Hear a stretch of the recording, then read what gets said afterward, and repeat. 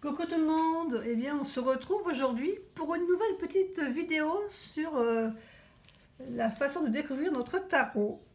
Et je vais vous proposer aujourd'hui un petit exercice. Alors toujours avec les lames, toujours avec les 22 lames majeures, hein, on ne prend pas les mineures, pour l'instant on reste sur les lames majeures. Et je vous propose donc de classer votre tarot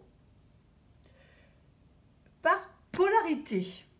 Alors aujourd'hui, je vais vous présenter les lames. C'est les lames du tarot, rétrospectif tarot de Ciro Marchetti, pour ceux que ça intéresse. Parce que souvent, on me demande le nom des tarots que je me sers. Donc là, c'est le tarot rétrospective de Ciro Marchetti.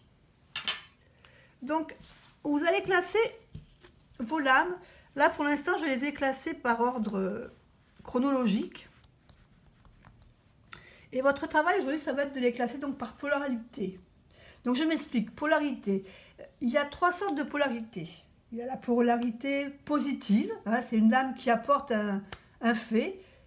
Cette lame, elle suffit à elle-même et elle n'a pas besoin d'être associée à une autre pour être lue. Ensuite, nous avons les lames de polarité négative. Alors c'est une lame qui envoie plutôt un message de blocage, un message de changement, d'une situation précise. Alors cette lame suffit aussi à elle-même pour être lue, mais si elle est associée, elle peut nous donner plus de sens à notre interprétation.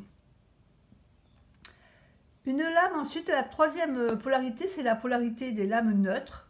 Donc c'est une lame qui ne suffit pas à elle-même, c'est-à-dire qu'elle a besoin d'être associée à une autre carte, une autre lame, pour nous délivrer son message. Ok?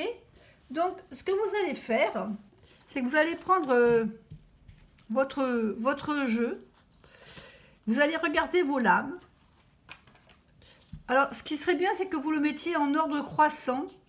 Hein, on reclasse son autre jeu, donc par le fou, le magicien, la grande prêtresse, l'impératrice, l'empereur, le pape, les amoureux, etc. Donc, on le met en ordre, parce que ça va vous simplifier, quand je vous donnerai demain le résultat, ça va vous simplifier la façon de contrôler votre jeu, votre exercice. Donc, vous faites une première ligne ici. Vous allez faire. Alors, pour l'instant, je vais le mettre à l'envers puisque je ne vais pas vous donner le résultat tout de suite.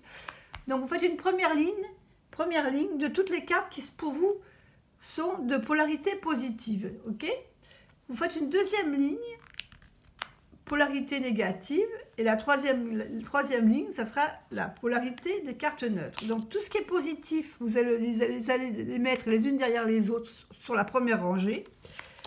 Négatif, vous allez les mettre sur la deuxième ligne, et celles qui pour vous sont de polarité neutre, vous les mettez sur la troisième ligne. Et demain, on se retrouve demain pour le résultat.